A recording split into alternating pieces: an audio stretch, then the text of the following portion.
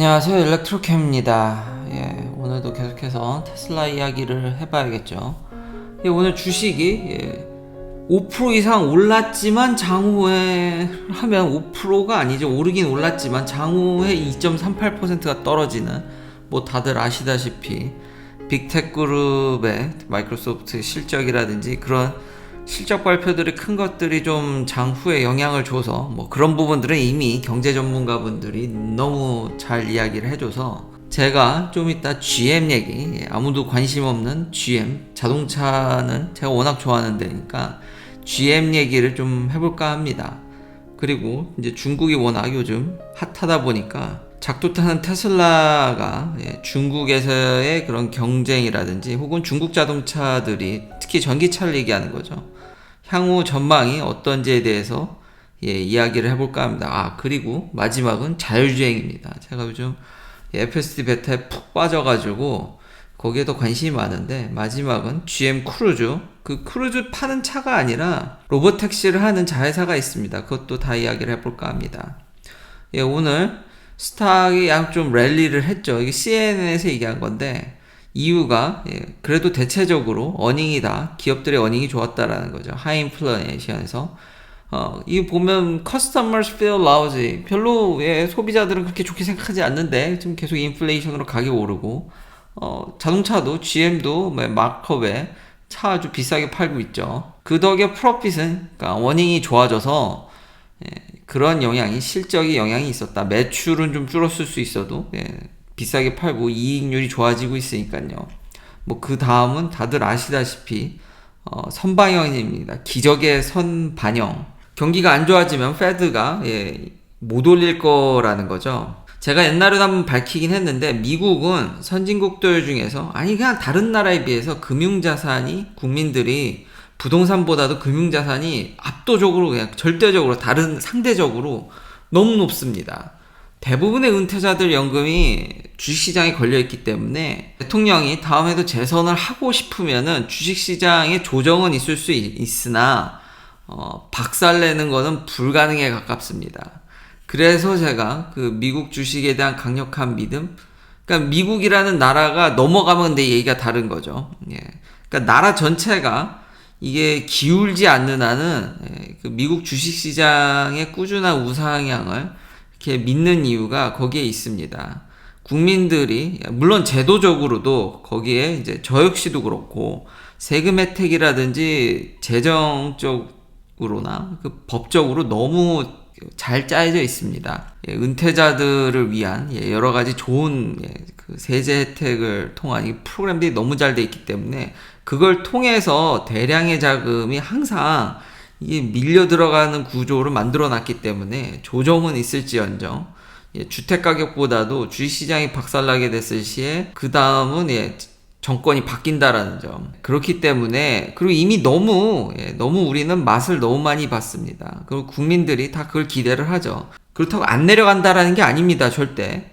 어느 정도에서는 쿨링 오프가 되지만, 뭐 완전히 그냥 미국이란 나라가 쓰러지기 전까지, 완전히 박살나기 전까지는 다시 한번 그 어떤 나라보다도 금융 쪽에 미국 국민은 자산을 많이 갖고 있다는 거 잊으시면 안 됩니다. 저도 그렇고요. 자, 다음은 중국 얘기인데, 중국 전기차도 생각해 볼 수 있는 문제입니다. 이거는 제가 어제 중국의 정치적인 문제, 심각하죠. 지금 그것뿐만 아니라 중국에 대한 이미지가 전 세계적으로 나빠지고 있습니다. 미국만 중국을 싫어하는 게 아니라 이 표를 보면 그냥 다 unfavorable 합니다. 그리고 이 추세는 지금 한국이나 몇 개 나라만 갖고 왔는데, 미국하고 한국만 크게 좀 잘 갖고 왔는데, 다른 나라도 다 대동소이합니다. 이 unfavorable rate이 뭐 미친 듯이 올라갑니다. 뭐 일본도 말할 것도 없고요. 미국도 당연하죠. 근데 항상 이르지 않았다라는 거죠. 한국만 보더라도 초반에는 중국이 굉장히 favorable 했습니다. 근데 이게 그냥 내리꽂는 거죠. 미국도 좋았던 시절이 있습니다. 중국을.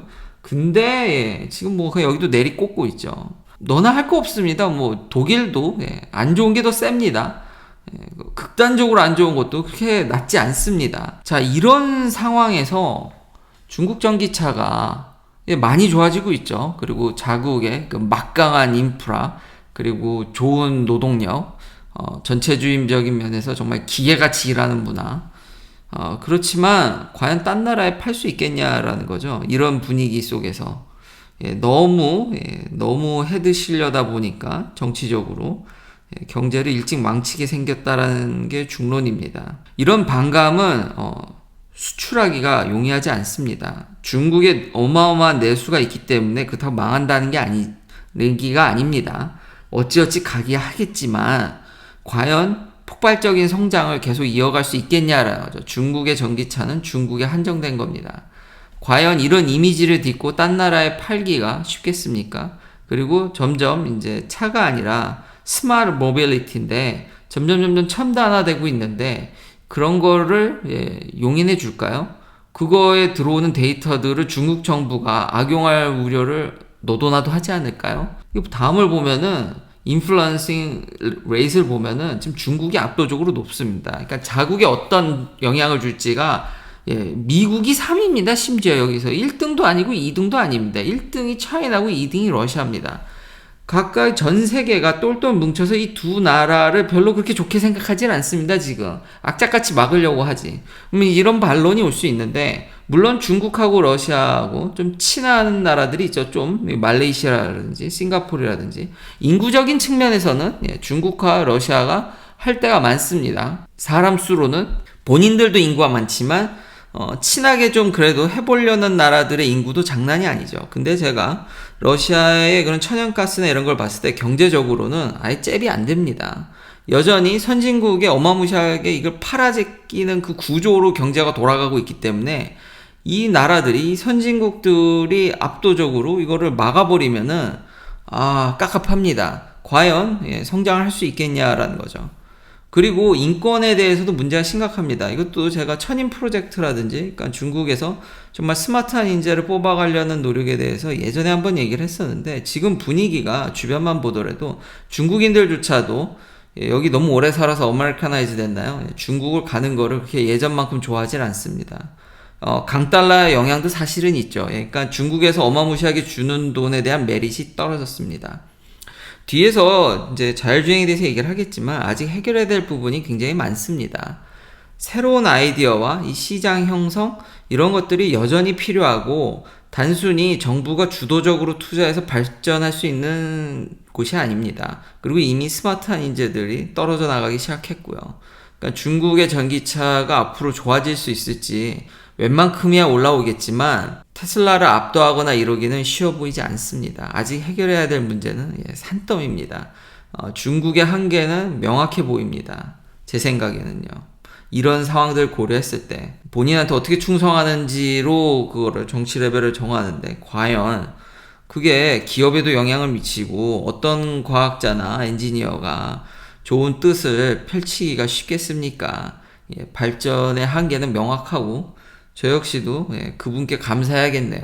중국이 미국을 잡을 일은 거의 없어 보입니다. 그 다음은 GM 얘기인데요. 뭐 GM 실적이 좋다라는 것도 다른 경제 유튜버 분들이 너무 많이 얘기해 줄 것 같아서 그래도 관심은 없겠지만 제가 이 표를 갖고 온 거는 기아의 위력이 참 대단한 것 같습니다.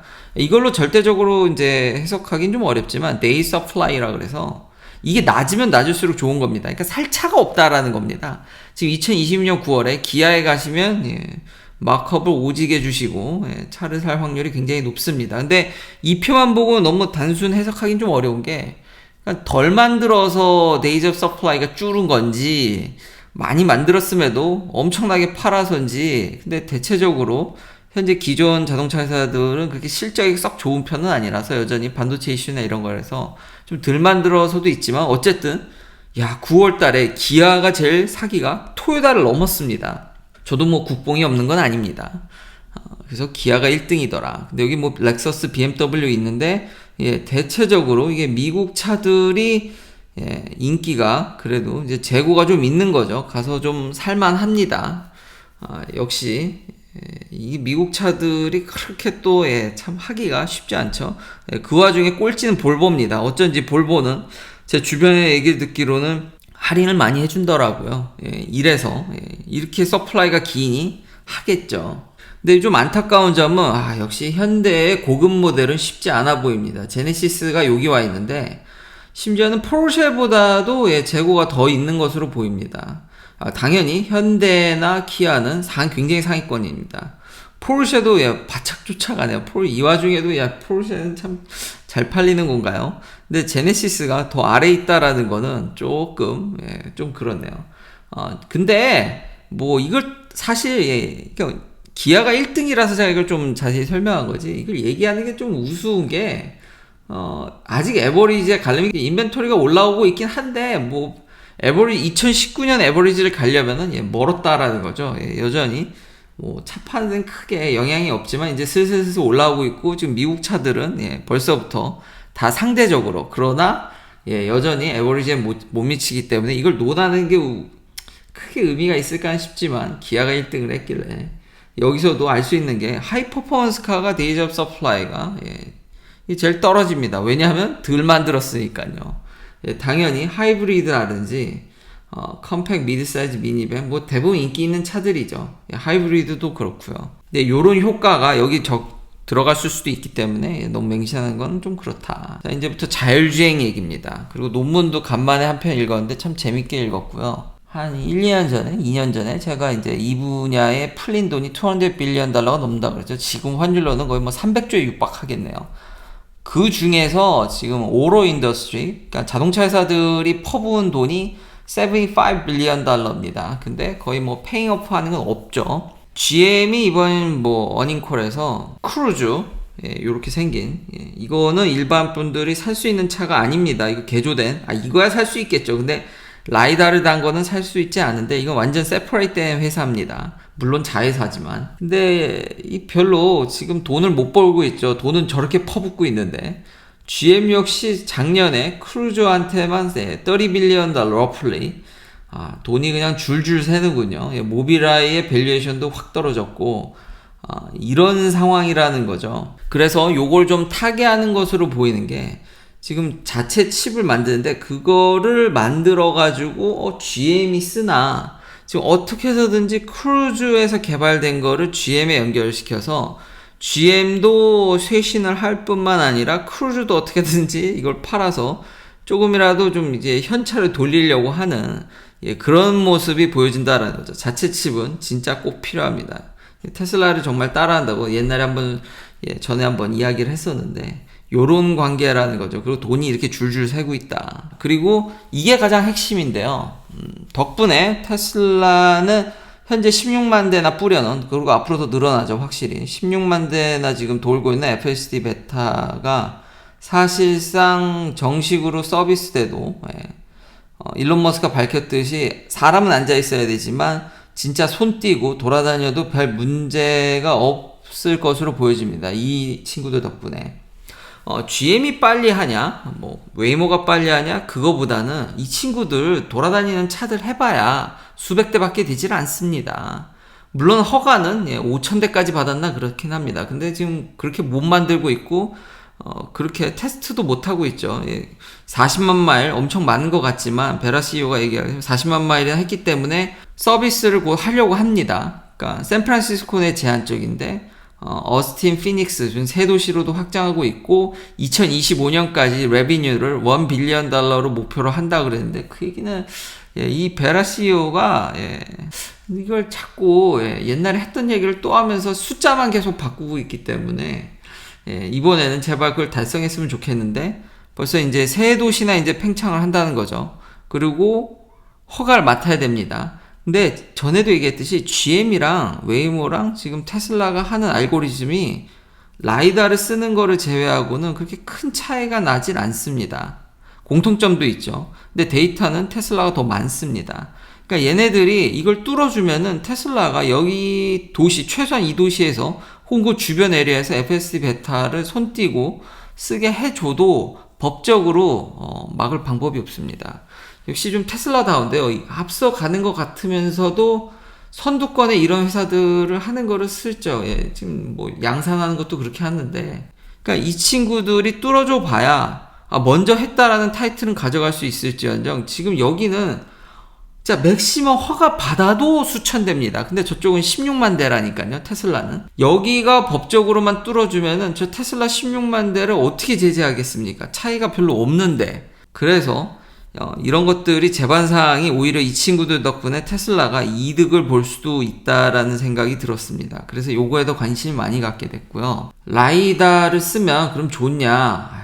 그 좋은 게 이제 마지막 논문까지, 제가 논문도 간만에 이 라이다 카메라 퓨전 논문을 보면서, 근데 제 의견은 이 논문하고는 그다지 일치하지 않습니다. 저는 이 논문에 필요한 데이터만 얘기를 하는 겁니다. 근데 라이다의 단점이 많습니다. 알아보니 여전히 비싸고요. 최근 블룸버그의 NEF 데이터를 갖고 와도 싸지 않습니다. 여전히. 그러니까 가격적인 측면에서, 아니 지금 테슬라는 그 $8인가요? 제품 가격은 물론 이제 인스톨레이션과 그런저런 가격까지 하면은 뭐 $116인가 그때 아마 먼로 팀에서 계산했는데, 그거 줄이려고 원가 절감하려고 그러는데, 라이다의 가격은 제가 보기에 많이 떨어졌다고 블룸버그는 기사에 냈는데, 제가 보기에는 이거 아닌 것 같은데 라는 생각이 들더라고요.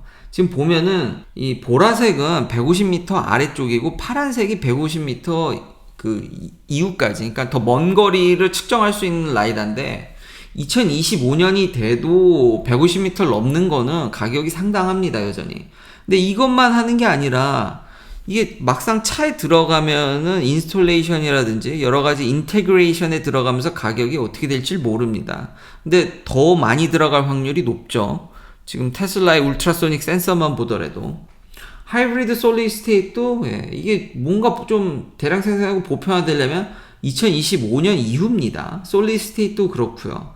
아직 당장 소비자들이 근시일 내에 라이다를 대량 생산해서 쓸만한 라이다를, 그거는 어렵다라는 거죠. 그리고 라이다를 써도 여전히 헤비 레인이라든지 굉장히 클라우디하면 못 씁니다. 이거 레이저기 때문에요. 서페이스가, 그러니까 물에 반사된다라든지 울퉁불퉁하면 그것도 오류를 일으키고 완벽한 게 아닙니다. 제가 볼 때는 카메라 대비해서 날씨가 안 좋으면 그다지 그게 그렇게 큰 이득을, 저는 논문을 읽으면서도 제가 바이어스 될 수도 있는데 그렇게 뭔가 가격도 많이 내려가는 건 맞는데, 틀린 얘기는 아닌데 그게 그렇게까지 근시일 내에 대량 생산해서 터질 수 있는지를 잘 모르겠습니다.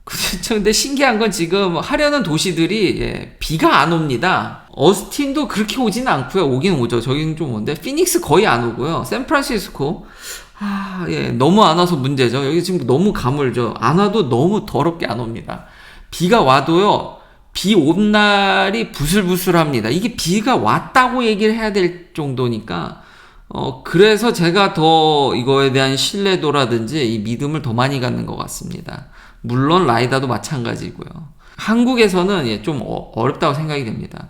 근데 오토파일럿 정도는 제가 뉴욕에서 플로리다를 몇 번씩 놀러 가면서, 플로리다는 정말 그 스콜 엄청 소나기를 그냥 시도 때도 없이 때려 붓거든요. 멀쩡하다가도 플로리다는 그냥 소나기를 때려 붓는데, FS 베타는 좀 디그레이드 된다는 메시지를 띄우거든요. 근데 오토파일럿 하이웨이에서는 꽤 하더라고요. 그게 좀 놀라웠습니다. 네, 라이다도 그다지 날씨 대비해서, 그리고 단점들 중에서도 아직까지 유니파이드 된 그러니까 스탠다드가 없습니다. 데이터셋을 처리할 만한, 대량의 데이터를 처리할 만한 기반도 없고, 지금 각 회사별로 이게 통폐합이, 그러니까 이미지는 시간이 오래되면서 어느 정도는 정형화되고 있죠, 사실. 어느 정도 이렇게 포맷이 스물스물 생겨나가고 있는데, 라이다는 아직까지도 그런 모습이 보이지 않아서, 저걸 설치하는 것 뿐만 아니라 퍼포먼스라든지 컴퓨테이션 파워라든지 이거로 나름의 그런 포맷화 하는 게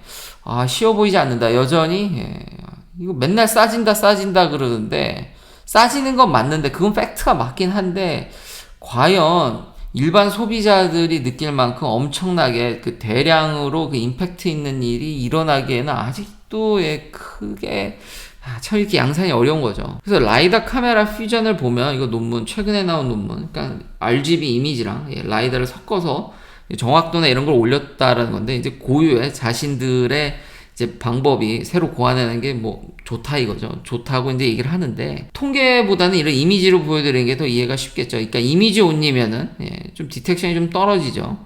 근데 포인트 클라우드 역시 별로 이미지보다 좀 더 나아 보이지만 완벽하지 않습니다. 라이다가 모든 걸 해결해 주는 게 아닙니다. 그래서 이걸 퓨전하면 더 정확히 얻을 수 있다라는 건데, 이건 이미지 베이스죠. 지금 테슬라는 벌써 비디오로 돌고 있죠. 그리고 카메라를 여러 대 각기 다른 위치에 설치를 해서, 이건 지금 이미지 하나니까, 카메라 하나니까, 지금 논문에 쓰인 키 데이터 그 테스트는 카메라를 여러 대 설치해서, 지금 여러 대가 설치돼 있죠, 테슬라는. 그것에 대한 이제 보상으로 정확도를 올릴 수도 있는 거고, 제가 여기서는 이 논문에서 이게 너무 웃긴데, 뭐 그렇게 나쁜 논문이 아닌데, 임팩트 팩터가 물론 네이처 계열이지만 사이언티픽 리포트 그렇게 나쁜 저널이 아니거든요. 근데 여기서 되게 웃겼던 부분이, 자기들이 개발한 거는 런타임이 1200, 그러니까 1200 밀리세컨입니다. 이게 테슬라 AI 데이 때도 제가 얘기를 했죠. 이게 지금 빨리빨리 연산을 해야 되는 것도 문제입니다. 그러니까 정말 이 분야는 정말 5만 가지 변수가 있는데, 아니 정확도가 높으면 뭐합니까? 느려 터지면 그냥 지나가고 마는데, 플라드라고 ML 기반, 근데도 160 밀리세컨이거든요. 이게 대충 환경은 요런데, 여기서 논문에서 이걸 뭐라고 디펜스 하냐면, 제가 아까 이걸 얘기를 했죠. 뭔가 스탠다드한 셋이 없다.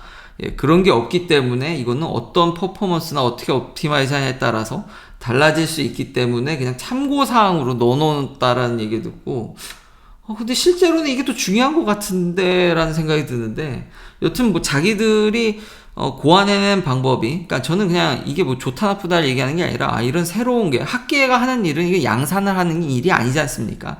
새로운 아이디어를 제시하고 이런 면에 더 좋은 면이 있다라는 걸 부각시키는 거기 때문에, 근데 투자자 입장에서는 이게 맞나? 라는 생각이 들더라고요. 그러니까 이 논문이 잘못됐다는 게 절대 아닙니다. 그럼 이런 상황에서, 왜냐면 여기 보면 이제 데이터셋, 이제 밸리데이션 데이터셋 보면은 이미지랑 뭐 라이다랑 당연히 퓨전한 게 더 좋고, 라이다가 더 좋은데 조금 더, 근데 차이가 그렇게 크지가 않더라고요. 저는 그러니까 그런 디테일에서, 야 이거 카메라만으로도, 그리고 레졸루션을 좀 더 올린다는데 이거 되는 거 아니야 라는 생각이, 제가 너무 지금 FSD 베타에 바이어스 됐는지 논문을 봐도 현재 테슬라가 그냥 참 이 분야에 있어서는 참 압도적이구나 라는 생각밖에는, 그냥 재미삼아 이렇게 논문을 읽어봤는데도 그런 느낌이 들어서 오늘 이렇게 쉐어를 해봤습니다. 긴 영상 시청해주셔서 감사합니다. 내일도 테슬라 관련 이야기들로 찾아뵙겠습니다.